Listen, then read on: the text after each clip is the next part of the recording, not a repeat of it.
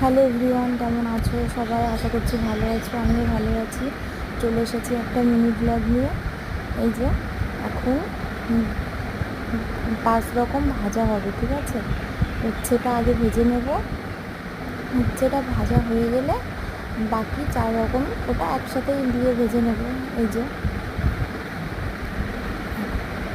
উচ্ছেটা এই যে হয়ে গেছে। এবার এই যে বাকি 4 রকম সবজি একসাথে দিয়ে ভেজে নিয়েছি। হ্যালো এভরিওয়ান, কেমন আছো সবাই? আশা করছি ভালো আছো, আমিও ভালো আছি। চলে এসেছি ছোট্ট একটা মিনি ব্লগ নিয়ে।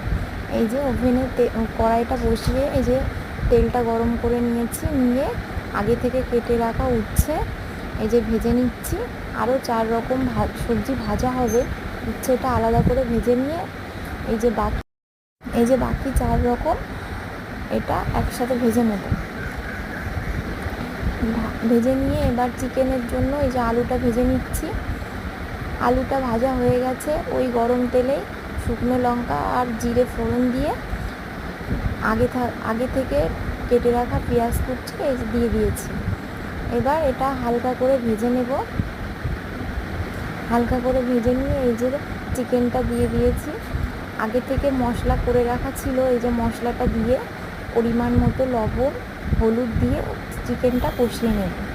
এই ভিডিওটা করা ছিল পয়লা বৈশাখের দিন, ভিডিওটা আর ছাড়া হয়নি। এই যে চিকেনটা আমার কিন্তু রান্না কমপ্লিট। এবার দিয়ে দেবো শ্বশুরমশাইকে খেতে। এই পয়লা বৈশাখের দিন কিন্তু আমাদের দোকানে পুজো ছিল, এই জন্য বেশি কিছু রান্না করতে পারিনি। পয়লা বৈশাখের দিন আমার শ্বশুরমশাইয়ের বার্থডে, এই যে ওই জন্য 5 রকম ভাজা, চিকেন আর পায়েস করেছি, বেশি কিছু করতে পারিনি। এই যে বাবু এখন খেতে বসে পড়েছে। আর ওই যে পাশের থেকে দেখো আমার গপু সোনা শাশুড়ি মা কী করছে। এই যে রাতে কেক কাটা হচ্ছে। গপু সোনা তো খুব খুশি কেক দেখে। এই যে কেক কাটতে বসেছে, দাদা আর ও মিলে কেক কাটছে। দেখো মুখটা দেখো একবার। এই যে ওর ছোটদা বলছে কেক কেটে দাদাকে খাইয়ে দিতে, ও লজ্জা পেয়ে গিয়েছে, বলছে না খাওয়াবো না। এই দেখো